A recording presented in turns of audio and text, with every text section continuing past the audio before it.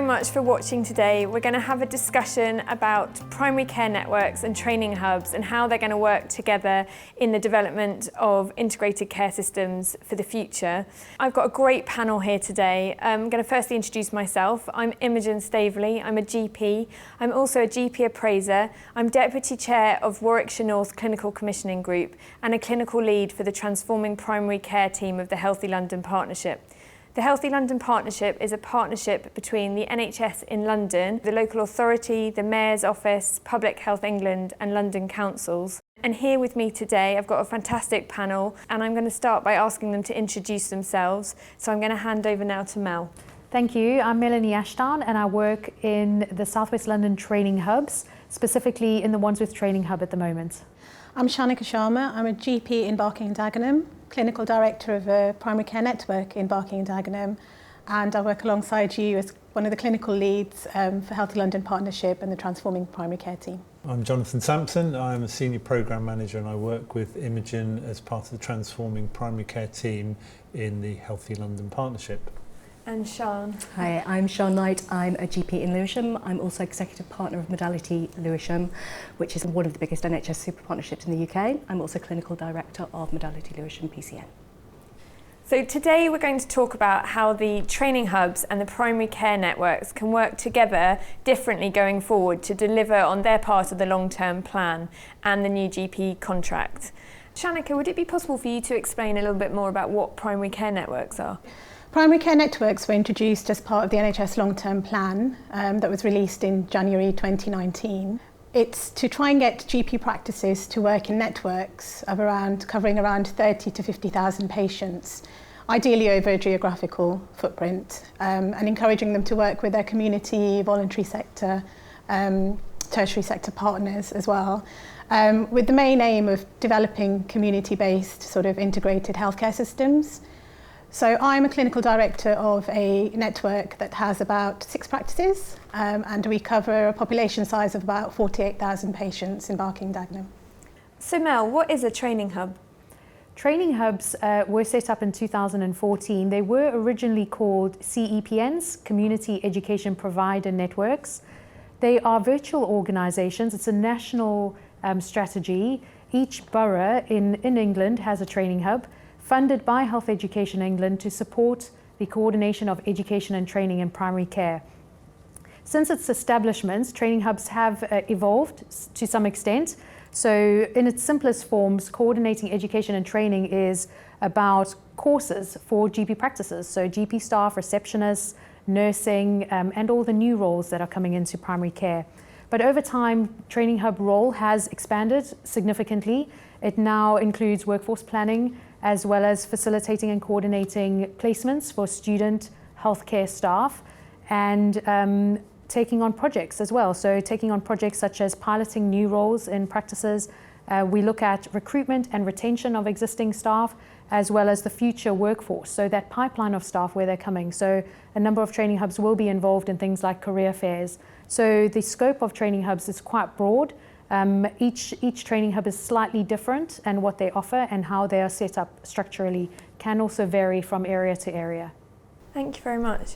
Jonathan, it'd be really helpful if you could let everybody know what the region can do to support the work going forward. Absolutely. So Imogen and myself work across all the London STPs and our role is to support them and the PCNs within those STPs to develop into fully functioning and mature organisations.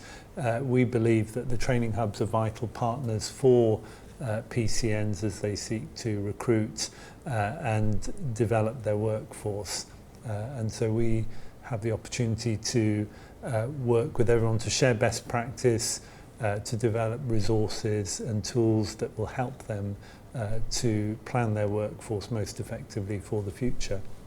Thank you, Jonathan. And Siân, I know that you're also a clinical director of a primary care network. It'd be great if you could share what you think the opportunities are going forward for primary care networks. So I think there's lots of opportunity for primary care networks, and I'm quite excited about being given the opportunity to deliver personalised care for patients within my specific population. So we also have a population of about 39,000 in Lewisham. The idea of recruiting additional workforce and being able to create capacity for GPs within the primary care network for them to focus on the more complex patients who need longer appointments, who can't necessarily get the care they need at the moment because of the pressures on general practice, is exciting. Thank you very much. As you can see, we've got a fantastic panel, and I think it's going to be a really good opportunity to talk about the additional roles coming into primary care and what they can do for our patients going forward. I also think it's a good opportunity to discuss retaining those new members of staff alongside the traditional members of staff in general practice, and also discussing how we're going to work in a multidisciplinary way, in a sort of new way that is really effective for our patients across our primary care network.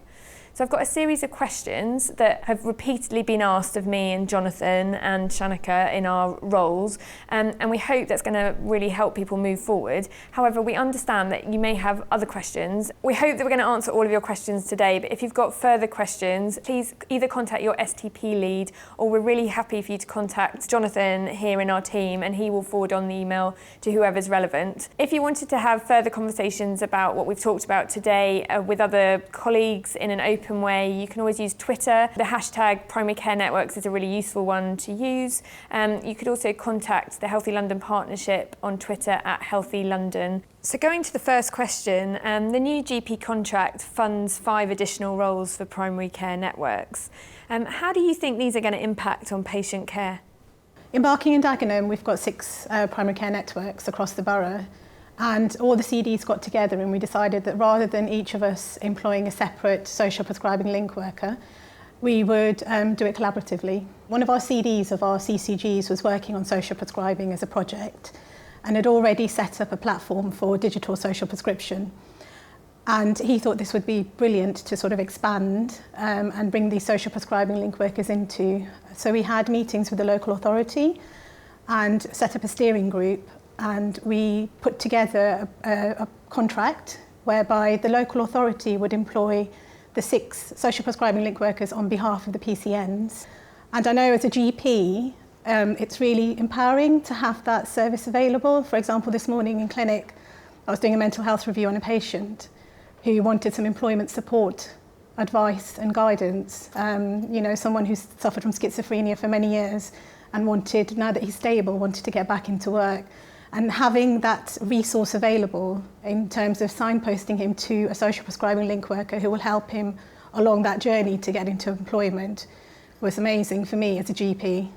I think in general the idea about having allied health professionals to take away some of the stuff that we don't need to see as GPs. I mean, modern GP practice is very difficult. We don't turn people away, so we have people coming in that necessarily don't need to see GP and would potentially be served better by other allied health professionals. So for instance, somebody who's sprained their ankle, I'm going to tell them to take ibuprofen for 6 weeks, go away and then come back for a referral if it's no better. Having a physio on site, they can book into that physio straight away. They don't need to see a doctor and they're going to get a better patient journey from that. So that's the kind of stuff I'm really excited about. Having a paramedic who can do urgent care appointments in the morning and a frailty review in the afternoon and a home visit if it's necessary across the PC1 or 2 or 3 or however many is really exciting. And I think having things like PCN pharmacists, it's going to be good to reduce pressure, but it's also going to reduce variation, which I think is really important. So if you've got a PCN pharmacist working across 3 sites, then hopefully they'll be doing the same thing across 3 sites, which means you'll get the same outcomes across 3 sites, which is beneficial in terms of monitoring impact.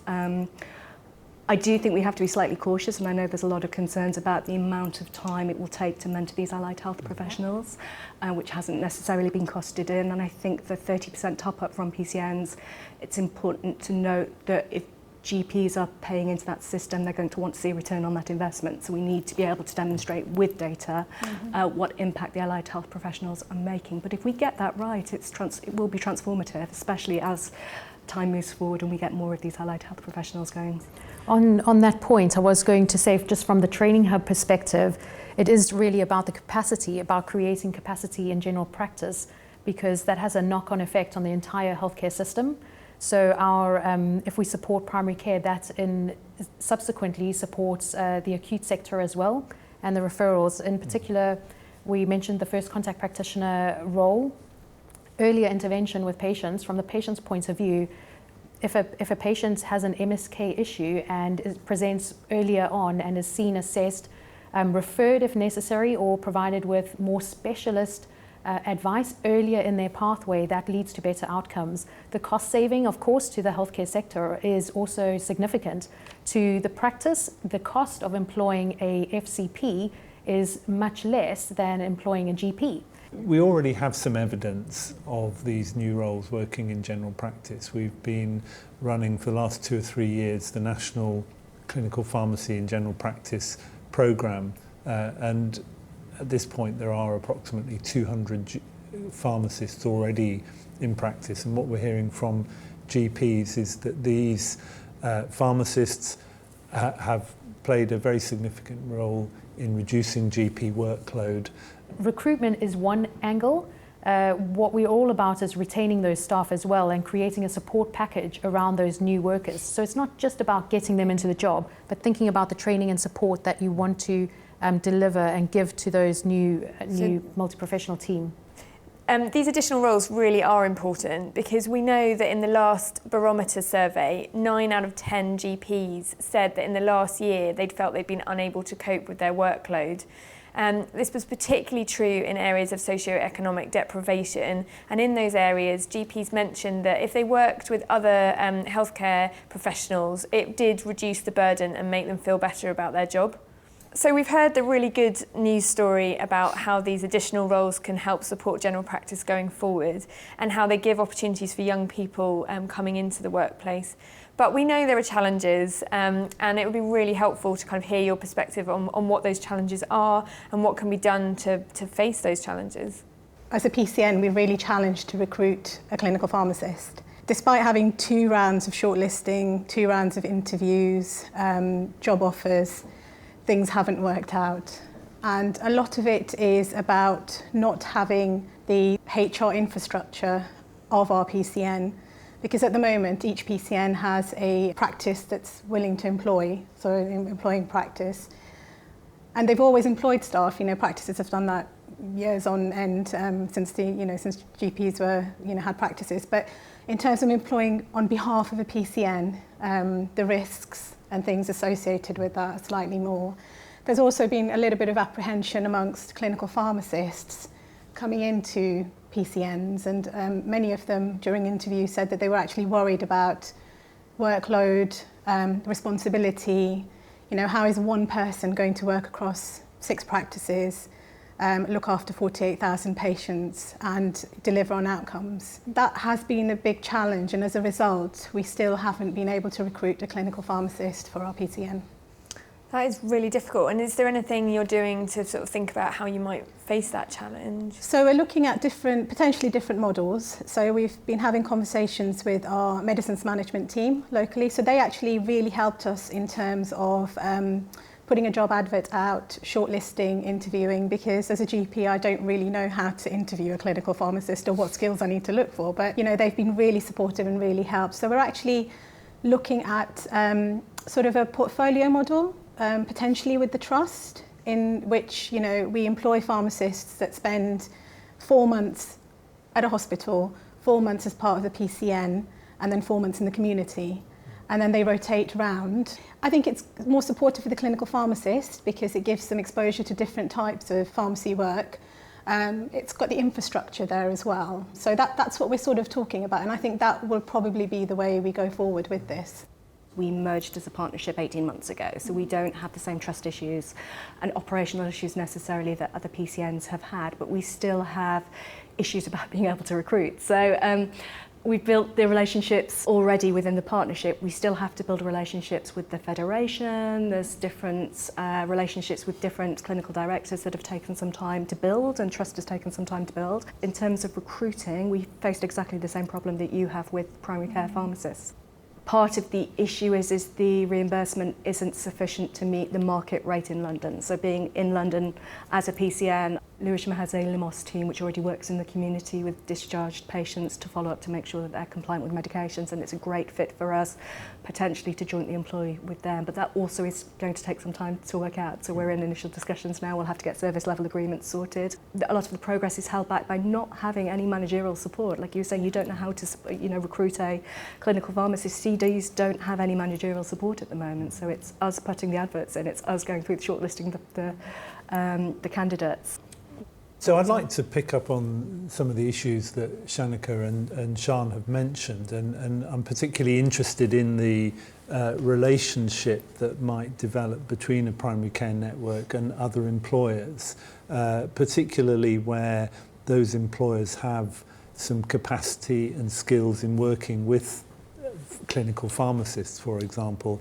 I know the Limos set up reasonably well, and I know that they provide a huge amount of support in terms of recruitment, in terms of supervision, in terms of that wider professional support and development that a clinical pharmacist would need. And from my experience, I'd be very happy to promote the Limos model as something for other people to consider.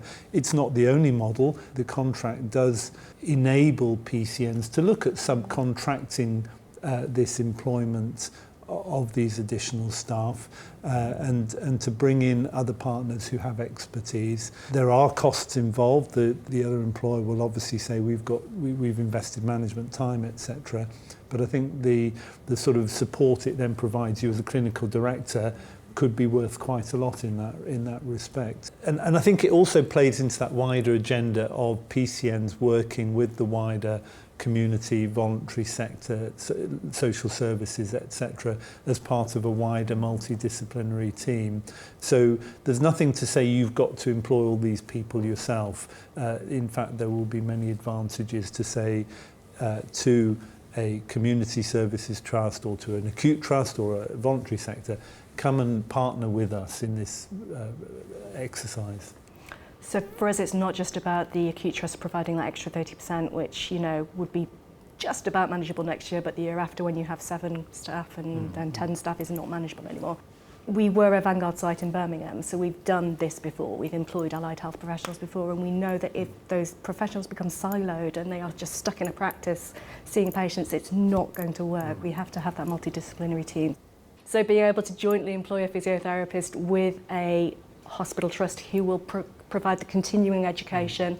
They also will still have access to the cases that they see in the hospital, which are going to be a different level than the ones that they see in general practice, is hugely beneficial for them as members of staff and for us as employers. And implicit in that seems to be some kind of rotational sort of opportunity for the pharmacist that might be really quite an attractive element to the role that you're offering them. I think it's a highly attractive job. I think you say 70% of your time with more complex cases in hospital, doing your, for example, pharmacists doing your acute prescribing, your cancer rotations, and then coming out and actually following up the same patients you've seen at hospital in their home and finding out how longevity of care is really important in general practice. It does make a huge difference to how you deliver. So offering that potential case following is really important, and getting them used to primary care. Pharmacists don't often work in primary care. I know some practices who are ahead of the curve have been employing pharmacists for a few years, but they're hugely beneficial to our workload, and it's something we should be trying to attract.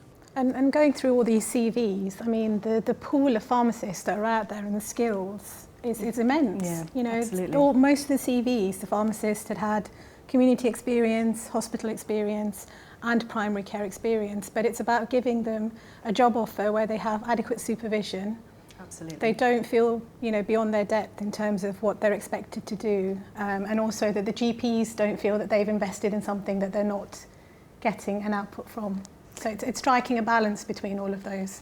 The other amazing opportunity that I see sort of listening to your discussion about the rotational model is that it blurs the boundary between primary and secondary care and creates learning that goes two ways. So it also goes back to secondary care about what primary care has to do. And I think as we move to work as integrated care systems, sort of bashing down those barriers and understanding each other better is a really important aspect of care for patients. And so it's going to provide that opportunity as well. We're talking about Shanika and the rotations and the employment issues and the HR issues around recruiting staff. So every training hub is set up slightly differently. In some training hubs, like in ours in Southwest London, in Wandsworth, we have supported some of these processes, some of the HR processes and recruitment. One of our projects we are running at the moment, which is NHS England funded, is the GP retention programme. Now, each part of England, all training hubs have access to this funding through their STP. We've proportioned a bit of that towards supporting the development of portfolio roles. Initially focused on GPs, but we are expanding that to, it could be a portfolio role of any type of profession, actually, a nurse, even a paramedic potentially, and a pharmacist, as you say. So within that funding, we are doing that legwork, so connecting where that person could be, the place where they could be placed, and supporting that recruitment and that panel. So important, as you mentioned, who is a GP to employ or to be able to know, is that a good pharmacist or is that a good FCP? You've really got to try and put an FCP or physio expert on that panel to be able to appoint appropriately, and having the links with your acute provider and other organisations who can provide that support, that CPD support, is totally invaluable. We have run a FCP pilot in Wandsworth earlier in 2019, and this was one of our findings, was the support provided by the acute trust was invaluable. The other advantages are with the employment contracts being held by the trust, is that they retain those agenda for change terms and conditions. These are one of the things that kind of needs to be worked through depending on the employer, because it won't always be appropriate that the trust is the lead employer. And the direction of travel is that primary care employs those staff. Yep. Thanks so much, Mel. I think it's really exciting to know that clinical directors can ask their training hub for a bit of support and see what options are available for them in the recruitment phase. So we've covered a lot of the difficult issues that PCNs and training hubs working together are facing, but can you think of any others that we should think about? I think the pressure and pace at which everything is happening is a bit overwhelming as a clinical director of a PCN. As I mentioned earlier, we've only really been formed since the 1st of July last year, and even that was very pressurised. I don't know if Siân, you felt that way, but getting all the paperwork and the contracts, the discussions going, because these were GP practices that, even though we're down the road from each other, didn't really used to communicate with each other. So building that trust, building those relationships, signing on the dotted line to say that this is our board, this is how we're going to be working for the next 5 years. And then with all these things that were coming to sort of say that this is what you need to deliver, the extended hours, the additional roles. That's the biggest concern for me as a CD in terms of the time requirements, the pressure, the expectations to be able to deliver. I think this is a point where we should be saying sort of a massive thank you for all the work that CDs have done in the last year, because it is huge task and people have done well beyond the hours that they're funded to do, and it's relied on the goodwill of doctors, which is often the case. Doctors want to do a good job, and CDs have done a fantastic job. And I think sort of thinking about this is sort of bringing up a challenge of how do you keep that resilience as a CD and keep the leadership in practice going. And I don't know if any of you've got any thoughts about how that can occur. So this is something I think about quite a lot, actually, especially because we do a lot of training. We, as a healthcare system, are often given instructions and direction. We need to do X, and GPs get straight to the task of reorganizing, forming those relationships, trying to form those relationships, reaching out to organizations where there haven't been any partnerships in before, or perhaps some historical disagreements. So all of that is to be overcome. But the thing I think about is how we sometimes don't give enough credit to change management. So there's a lot of change that goes on, hospitals as well as primary care. I used to work in hospital for 10 years and we had change management training every month. In primary care, there doesn't seem to be that kind of emphasis on managing change and the people that are going through that change, the change process. So perhaps this is something I think about. We should think about change management as a thing and not just something that happens, and have a strategy as a PCN on how to manage that change for the organisation, but those individuals in that organisation, to retain them, to think about the emotions that they are going through with all this phenomenal change. And one of the ways we're kind of thinking about it in Southwest London is around supporting people through that changes, helping them know how they fit in to the system. They have their job and their practice, but actually how does that fit into the PCN, into their federation, into the CCG, into the STP? How did they, what's their role in the big thing? I think it's really important for clinical directors to sort of work within their local systems and not sort of work on their own, because I think the pressure on the job is so immense. The thing that's kept me going is sort of not only just the leap of faith for my practices, so whatever I say, they sort of pretty much, you know, go ahead with it and everything, but the other PCN directors and that peer support from the other PCN directors, both within our borough and externally as well, because we have BHR as a system. The CCG have been very supportive. The chairs have commissioned a pilot on MMR, which we signed up for, and they've commissioned for us to run again across the 6 PCNs as a borough-wide campaign. Your federation as well. Our federation have provided Institute of Directors training for our CDs. And I think CDs do also need to sort of start approaching, and if they haven't done already, their local CPEN leads, and look at how CPEN can support them in terms of their workforce modelling, looking at the requirements that they need, retention, etc. So I really think that CDs have got quite a lot of support out there to reach out for, and it's available. And as part of our team as well, we've set up the Future NHS platform for all the CDs across London. Jonathan's done a lot of work on that. He's put together a resource pack for clinical directors, which has got lots of employment and workforce advice. We've also got folders from all the different STPs of London, so that CDs can go on, have a look and see what's going on in different areas. And we've got the forum as well for discussion. So I'd really encourage CDs to use that across London. I found requests for meetings challenging. So we have all of the internal CD meetings, PCM meetings, meetings with my board, meetings with other CDs, and then we throw in the STP into the mix and the CCG into the mix. Our federation in Lewisham actually compiled a list of the meetings that we were being requested to attend, and it was 8 pages long or something insane. It's just not possible. That's been a personal challenge for us in Lewisham, is the amount of the expectation of, well, the CDs will attend that and sign that off and agree to that, so they need to come to a meeting to do that. Yeah, not realistic. So I've heard on the ground that some organisations aren't quite sure how to help CDs and how to approach them, because they are sensitive to how busy they are.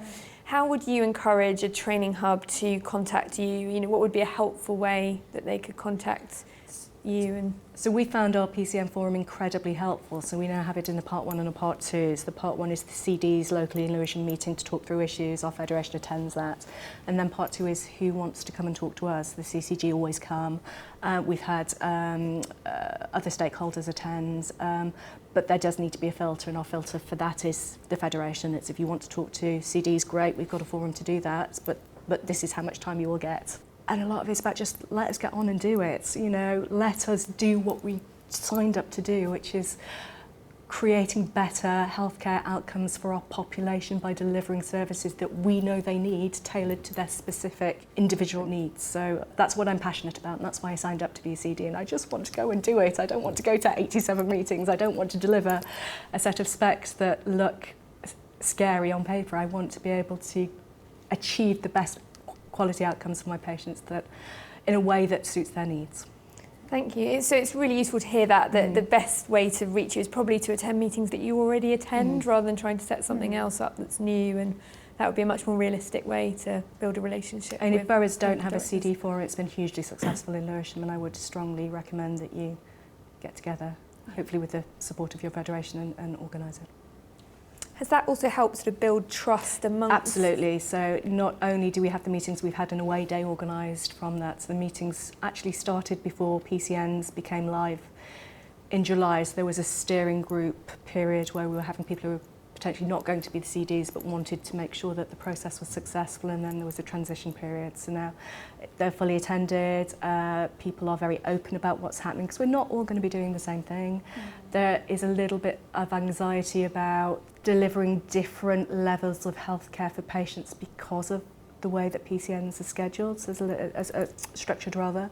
So there's a little bit of anxiety about, well, it's not fair if your patients get this and we only get that. So I think there's a conversation, an open conversation to have amongst CDs of actually we should all be delivering the same standardised set of outcomes, but then if you choose your PCN to deliver something extra because that suits your population, that's great, go and do it. So I think those are the conversations that also need to happen at borough level, because otherwise you're just going to end up rubbing up against each other and rubbing up against your federation. So the only way we can actually make this work is by working together. And it is about population-based care, isn't it? So, absolutely. you know, and having those discussions with your local authority, your public health teams as well, and the community teams as well, is really important, because, you know, they want to work as part of your network. They're an integral part of your network. So how do you involve them in those discussions and work with them as well? But I would also argue, actually, you drill it down to further than that. It's community-based medicine. So you've got your population across the borough. Lewisham's got 307,000 patients, and huge variations in deprivation and healthcare need and black and minority ethnic groups in Lewisham. So what suits me in Forest Hill, which is, you know, fairly middle class, it's quite a wealthy population, is not going to suit even another practice within my PCN a mile down the road that's hugely deprived. So we need to look at how we segment not only populations within PCNs, but populations within the PCN itself to deliver the best healthcare. Yes, it's a proper challenge. It really is. Is there anything else anyone wants to add? We're talking about how do training hubs approach clinical directors, and I'm not involved in the system in that day-to-day way, but I envisage or hope that there might be a place where you get to where you're sort of partners working very closely together, so that it's not always in that formal setting of a meeting, but that actually you can pick up the phone to your local training hub, or that actually they're part of your regular local meetings, because workforce and developing your workforce is going to be critical to delivering your services. I wonder how we get beyond just that formal relationship into something that's much more a partnership. I think asking CDs what they need was a good start. You know, if you guys have got a budget to support training within PCNs, again, training needs will differ from PCNs. We talked about change management. I've got a change management background. I've been trained in change management and quality improvement, so I don't necessarily need that. But there are people in my staff that need that aren't necessarily GPs. I can tell you that my social prescribers are going to need some training because they're new to the role. I don't know what they need. So I think just opening up that conversation, the most powerful question you can ask patients is, what matters to you? So let's start asking our CDs that. Absolutely, and just to add to that point, in different areas there will be different setup. So in Southwest London we do have a very good approach and communication relationships with our CDs. It is business as usual for us to talk to them regularly about what kind of support they need for themselves, but also their teams. There is PCN development funding available and CD development funding available, which is to be used for leadership and personal development. So each PCN is able to ask their training hub, what would you recommend, and ask for advice and guidance on how they might spend that money. But that money actually sits with the PCN rather than the training hub. So there is a support function for the training hub to provide for our CDs. We just need to have that good relationship. Within Wandsworth and some of the other Southwest London boroughs, we've got WhatsApp groups. It's quite a simple thing, but we've set up WhatsApp groups with our practice managers, and there's also a CD WhatsApp group. So there's continuous communication and peer support.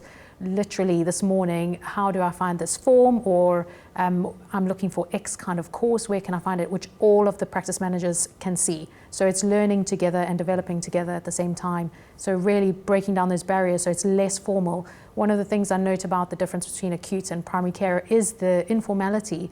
Primary care is so much more about relationships and everyday people, and everyone's a person and living it, rather than hierarchical and structural and very formal. So embrace it, and that's the way, I think, to make it business as usual. It should be that kind of easygoing relationship with the people you work with.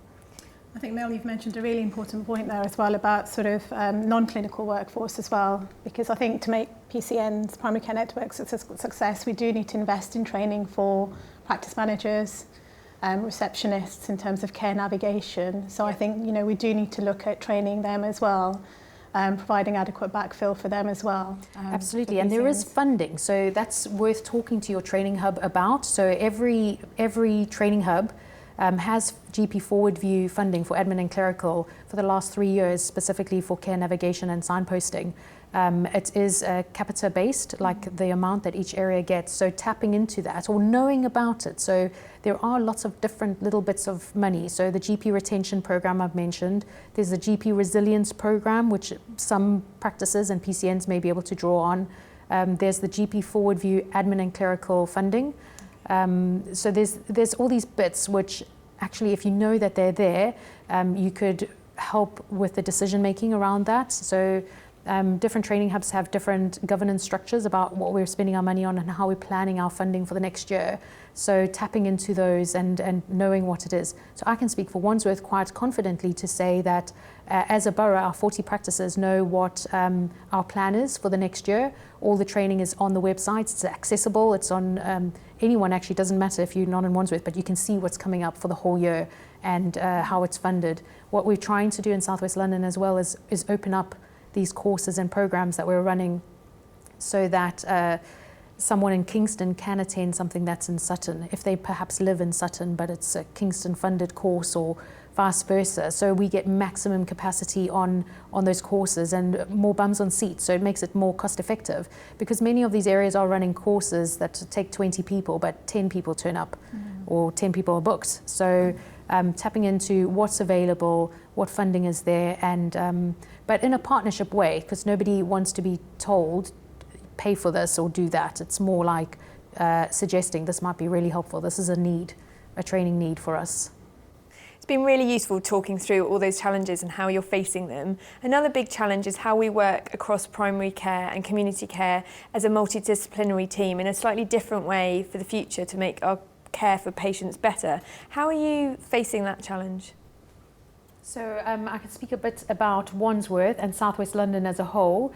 Using our GP retention funding, we've been thinking about how do we retain staff, and quite a big part of that is about those staff feeling valued and understanding their place in their team and in their workplace and in the wider system in which they work. So one of the things we have organised for each of the boroughs in South West London, all 6, is a borough-based induction. So this isn't an organisation induction, but an induction to the borough. Welcome to Wandsworth, welcome to Kingston. And at that induction, which is every 6 months, organisations and people from organisations across the borough are invited to attend. And at that induction, they will hear from the STP, the CCG, the Federation, an introduction about their respective organisations and what they do and how to refer. So physios, mental health, people who work in GP practices and all different organisations, the public health as well as the council are invited to attend.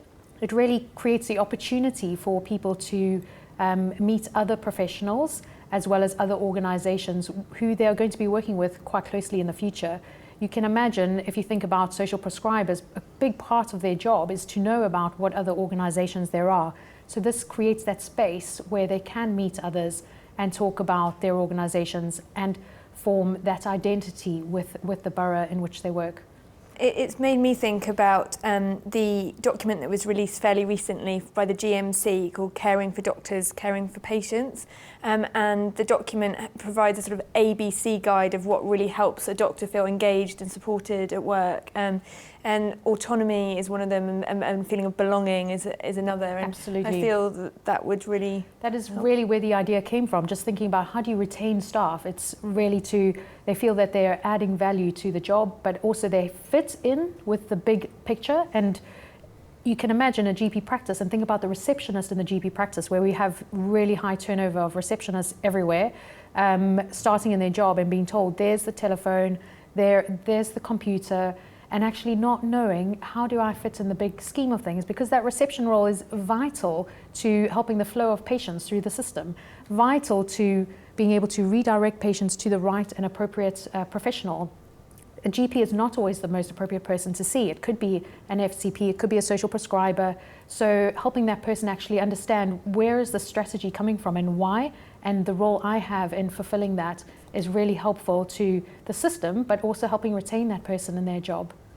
So there is the traditional MDT model where your allied health professionals come and sit around a table every month and talk about patients, which obviously has value. That's why we all do it. I think to avoid working in silos, we're going to have to think differently about how we work together as a team. So we're a big fan of huddles in Modality. We have a management huddle every morning, who's off, what the demand is, who, Mrs. X has passed away in the night, so we know what's going on, the important stuff that's happening. And I think using that model and changing it to a clinical huddle would be really useful. So 5-10 minutes at the end of a surgery for all the doctors and all the healthcare professionals to get together to raise any concerns, to have that outlet for anybody who is seeing patients who's not from a traditional GP model can feel supported and can feel like they're getting the input that they need. And in terms of the traditional multidisciplinary model, I think we need to start using technology differently. We don't have to physically be in the same room to discuss patients. If we've got the right technology, we can do video conferencing. We can do lots of different things to be able to cut down travel time and still have effective meetings. Leading on from working together is learning together. So the multidisciplinary team attending training together. So instead, this is an initiative from HE, instead of training individuals in a group of nurses and a group of GPs, having that training together. So where appropriate, you have training which student pharmacists, student GPs, student physios attend training where it's appropriate together as a team to start that journey of working together. So it's learning together and working together over time. The training hub has a role to play because some of the things we put on and organise doesn't have to be just for admin and clerical or just for GPs. It can be multi-professional training. For example, a lot of the leadership training, the ILM courses that we run, we encourage everyone from a GP practice can attend that. The level 3 and then there's a level 5. So you have really bring together a greater understanding of what each person does and how they fit together in the team. And I think it's important to have those discussions locally as well. We formed a delivery group in Barking and Dagenham where we have primary care leaders, so we have PCN leads, federation leads, leads from the local authority, the CCG, public health and community providers. And what we're doing is we're trying to look at our priorities as a system. And we focused on 3 particular things that we're going to look at. So mental health problems in children, CAMS, the MMR, readmission to hospital. It's the 3 key priorities that we're going to look at between the next 3 months. And we're going to look as a system as how we can work together with the resources that we have to try and tackle those issues borough-wide across Barking and Dagenham. One of the things I've heard multiple times as the system's been changing is it's often easier to learn to work together by having a purpose. So as you say, having those 3 objectives, it makes it a much more tangible thing to work towards than if you sort of say, well, how do we work better together with no real aim in mind? So I think that's really helpful to hear the way you've done it in Barking and Dagenham. And for many practices, there is MDT working already, as you mentioned, plus challenges. But one of the easier ways to start it or to think about how to implement MDT working and implement these new roles that are coming in is around placements. So training hubs are well placed to support placements of students. So student paramedics, student PAs, trainee nurse associates, bringing them into the team, offering placements for their learning and development can also have benefits to the wider team as well, to see how do they work.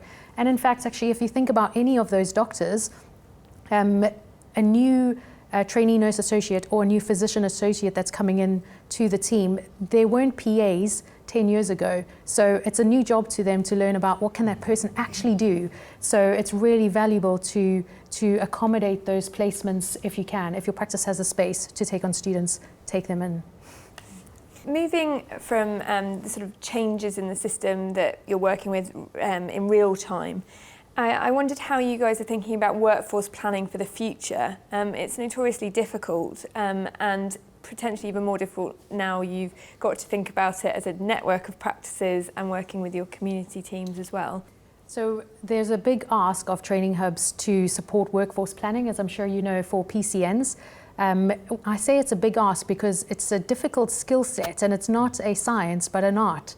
So understanding where you are in the workforce that you have right now in primary care is very difficult, as you know, compared to hospital where you have your established staff, you replace like for like. But in primary care, any practice can employ whichever staff they like to. And one of the jobs we're trying to do is to help and encourage practices to think about not replacing like for like, and bringing in those new roles and thinking about succession planning and the pipeline of staff. So thinking about using an apprentice for that reception job instead of just recruiting a receptionist.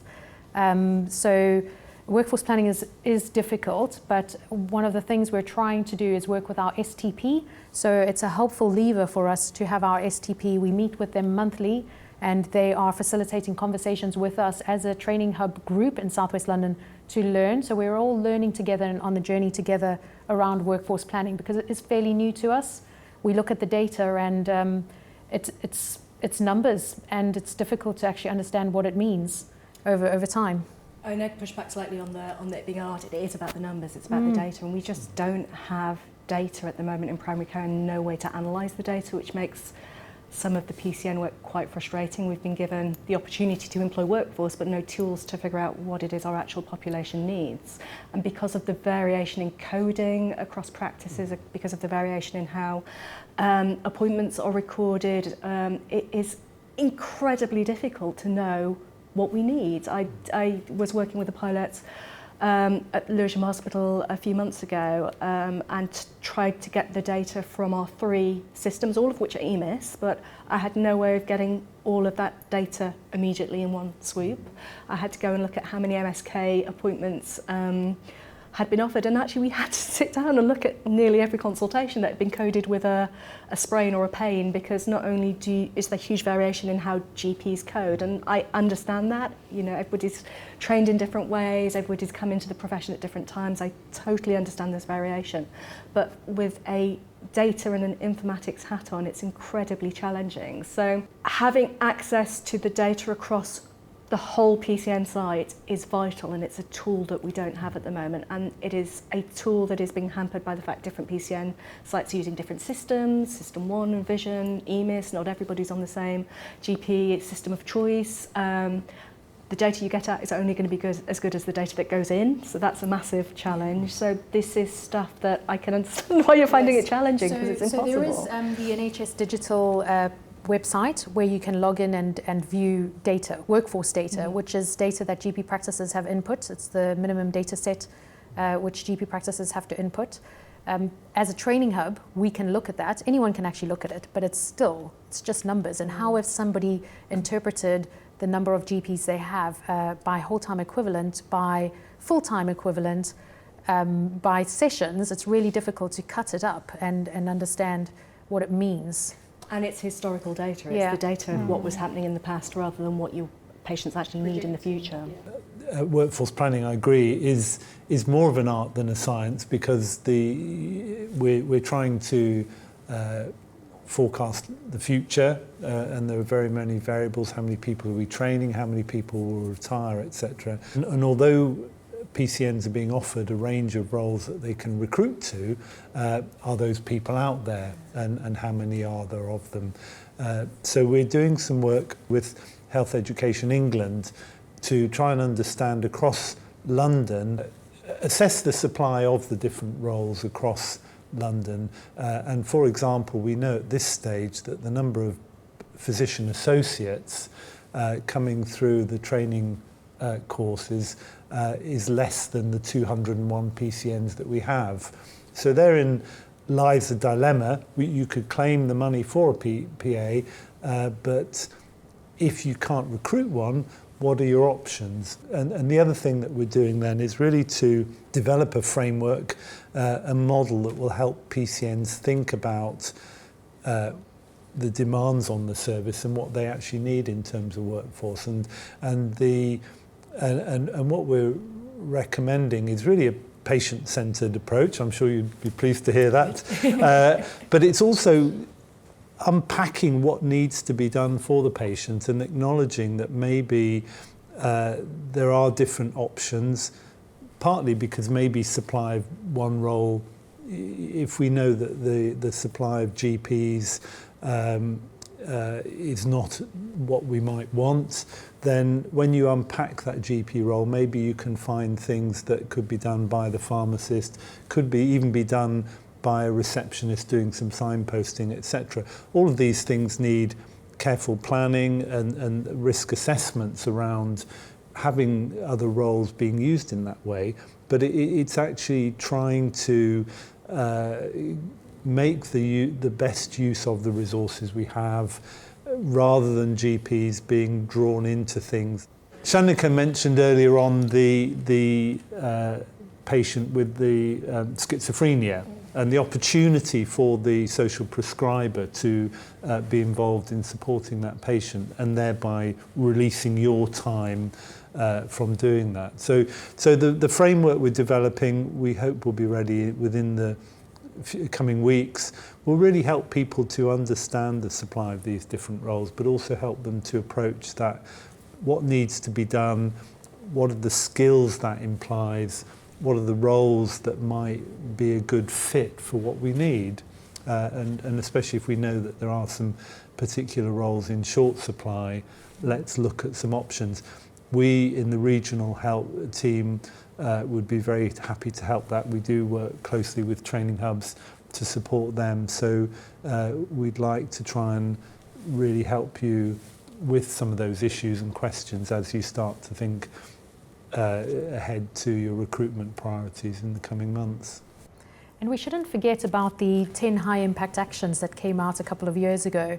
These are still very relevant and useful for us. For example, group consultations and the medical assistant role, the managing clinical correspondence role. So those roles where you can upskill your receptionist to be able to read and code letters. In some practices, it's taken away an hour's work a day from a GP. So in a practice with 8 GPs, if they each spend an hour a day doing their letters, reading the letters, coding them, scanning, filing, that's if you take that work away, that's 8 hours a week saved. That's one whole GP. So there's other ways to look at your workforce. Going back to Siân's point about data, that's been one of my biggest challenges as a PCN clinical director, having relevant, timely and accurate data. And it's so vital for any transformation work that we want to do and deliver on. And I think that's one of the things that we really do need help with. But I do see workforce planning and modelling a real opportunity for PCNs and training hubs to work together and to start looking at it together and working through these sort of problems that we face in terms of data, etc., and mapping out workforce using the skills of PCN clinical directors and managers from practices and CPEN. I think this is a real opportunity going forward. I think all those points are really good, and the other thing to add is technology could also have a big impact, because as we consider doing sort of online consultations or sort of text messaging services and things like that, that could also reduce the workload on certain members of staff and be a sort of alternative person in the team as well if it's used effectively. And just going back to data, because I'm obsessed with it. So there is mention of gain sharing all the way through the long-term plan, and that really is the only way that PCNs are going to be viable long-term, is by reinvesting the savings that have been achieved by reduction in referrals, hospital admissions, all the stuff we've already talked about. We can't model that business case without the right data being available to PCNs and being able to say, if we tweak this, you're going to save that. So yeah, it's so vital in terms of supporting PCNs to achieve what they can achieve if they're given the right tools. So we've heard about how important these new roles are going to be for general practice going forward. What I wondered now is how you're managing to retain current staff, the sort of traditional staff of general practice, and which of those initiatives have worked really well and that you might spread to the new members joining the team. So we were given some retention funds last year to use for GP retention.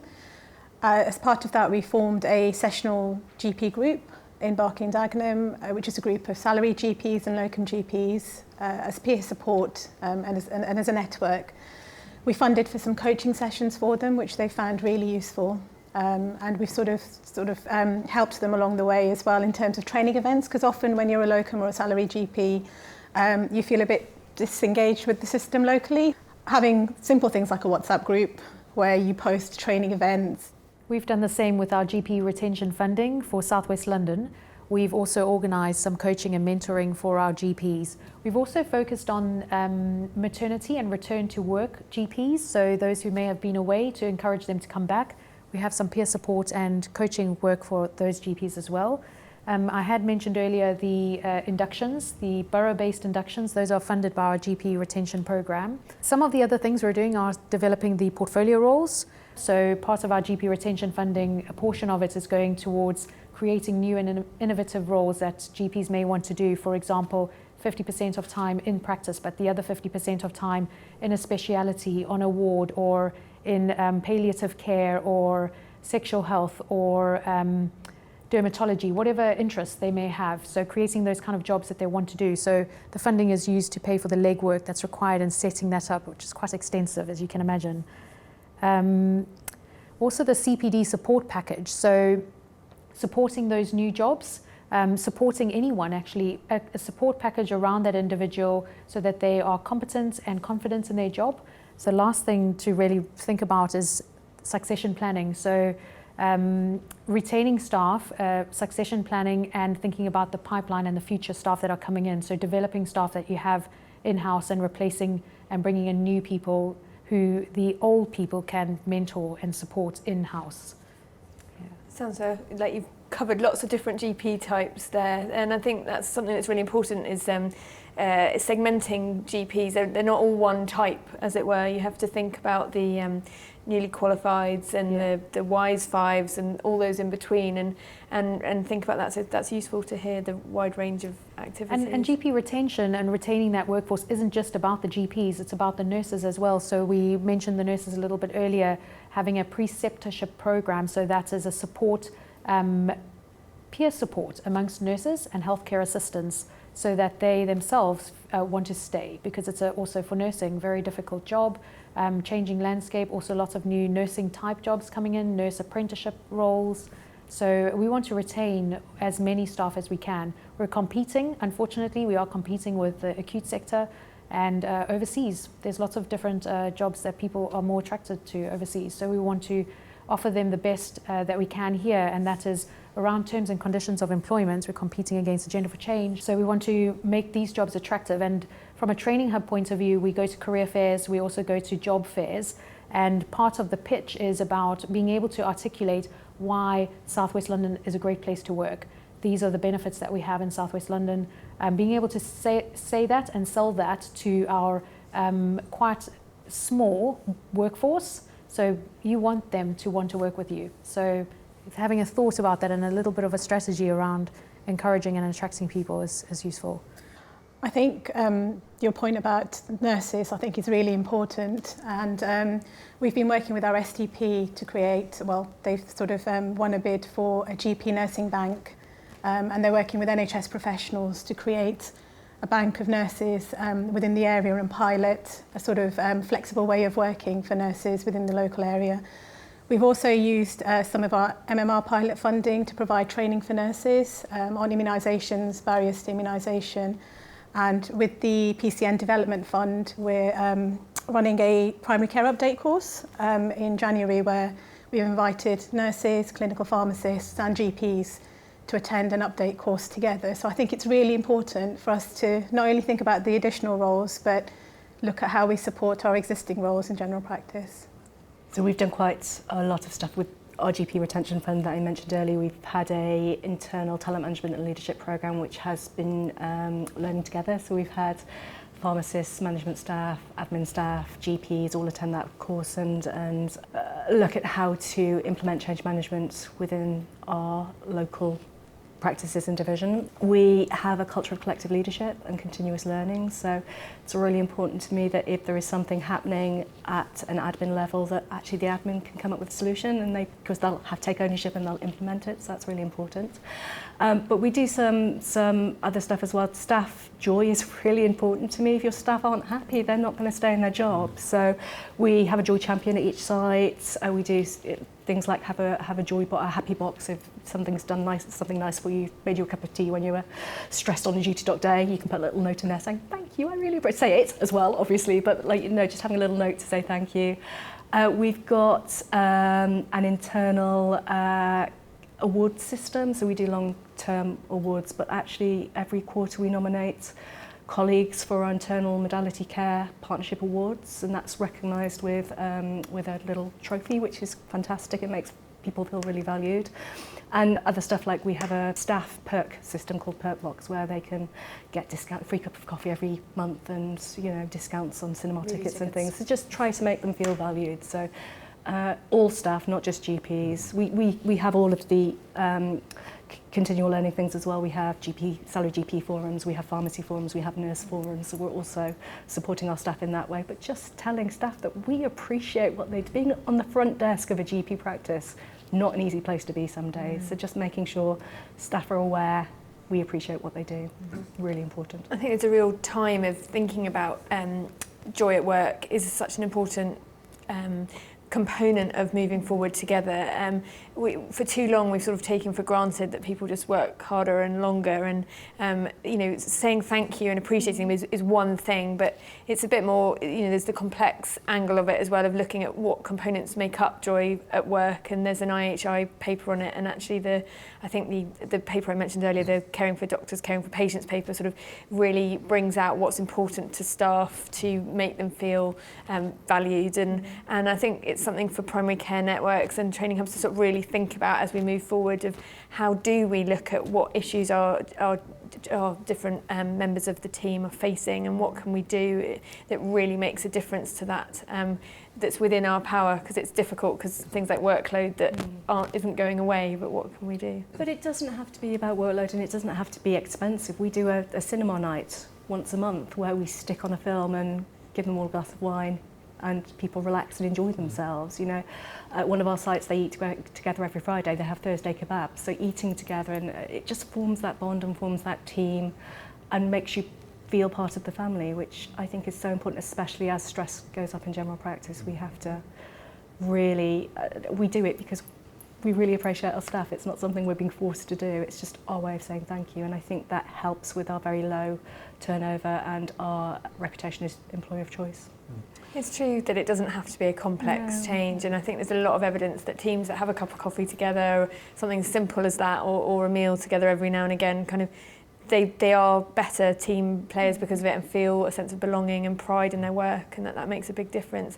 They also feel really supported by their team, so that when difficult things like complaints come through and things, that they're part of a supportive team. Makes it easier to deal with. And things like that are also really important, so making sure that people have somebody, a trusted colleague they can talk to about complaints and any issues they're having, it works really well for us as well. So it's just really good to hear about this, and it's just nice, and we all can do our little bit as well. I think we went to a meeting, didn't we, and we sort of walked away thinking that I'm going to go back to my practice and I'm going to make this little change that will have such a big impact on my practice. So these little changes can make a huge difference to our working lives, because everybody's so stretched and stressed at the moment. So it may be a job for each PCN to think, what are we doing to support our staff? What are we actually doing? What behaviour what steps are we taking to make people want to stay? So just think about that as a kind of action to do in the future. The question I, as executive partner and clinical director, ask myself every month is, what are we doing this month that will create joy? Yes. What are we doing that's going to make people a bit happier? And it just works for us really well. Just to bring it back to patients, we also know that there's a lot of evidence out there from Professor Michael West showing that those staff that are really happy and engaged actually offer the best patient care possible. They're also more effective, efficient, and that's really good for, bang for your buck for the NHS and for taxpayers' money. So we really need to prioritise making sure that our team are enjoying their job. We've covered loads of really interesting, complex topics today. It would be really helpful to hear in your organisations what your next steps are going to be going forward to really help build the workforce and strengthen it and keep everyone in their jobs. So for the training hubs, I think the next couple of months are going to be quite challenging with the changing landscape with our PCN development. Training hubs themselves have to develop their own maturity. They have their own maturity matrix that they have to try and achieve. So I think each training hub will need to focus on achieving maturity and develop in a way which will support that changing landscape, which is not completely clear yet. So I think working with the CDs as well as those PCNs as a whole and trying to support them and help them know what kind of things they can do for workforce, like placements, supporting placements and supporting their recruitment, supporting retention, really plugging in to all the funding opportunities that there are. For me as a CD, workforce sort of planning, thinking about the 1st of April and the roles that are going to be reimbursed from the 1st of April. How am I going to recruit or start looking for those roles? Working with my CPEN colleagues to try and look at workforce modelling in our area and what is required. And the main take-home message was actually Siân's work mentioned about the bringing joy back into the workplace. So having that think every week as a GP at a practice, what have I done to make a difference to the staff working at my practice that week? And likewise, perhaps as a PCN, what have we achieved within a week? And sort of looking at bringing joy back into the workplace. So we really want to help from a regional perspective with those local conversations. They can't be solutions that we deliver from on high. They have to be locally developed with partners. I hope that part of the solution is working more closely with community services, social services, the local voluntary sector, trying to bring in all the community resources to work together. And I hope that the framework we're developing will help structure some of that thinking. We have access to London-wide data around workforce supply, and I hope again that will help with some of the local thinking about the workforce plans, the workforce needs. And for me, it boils back down to data. So I need the data to be able to make sensible decisions for the PCN moving forward. I think just to end, the other offer that we can, as a region, is to share examples of good practice. So rather than every small area having to create things or figure things out, that there is support by us sharing good practice across, and also learning from where things don't go so well so that people don't make the same mistakes over and over. We also have the opportunity sometimes to feed back up the food chain as well to the national team, and that if you want to let your SDPs know if there's any feedback you want to give at any point, the SDPs come every month and meet with us, and we can then feed back because we have calls regularly with the national team, and so that hopefully there's a dialogue going backwards and forwards so that design that reaches people on the ground is suitable and makes sense for the future for everybody. And just following on from Imogen's comments there, we've got the workforce delivery group that meets on a regular basis. So that's a mechanism to feed back any workforce related issues that you might have. We also have a primary care network development support group that meets once a month. And what we're going to start doing is the Future NHS platform forum that we've created.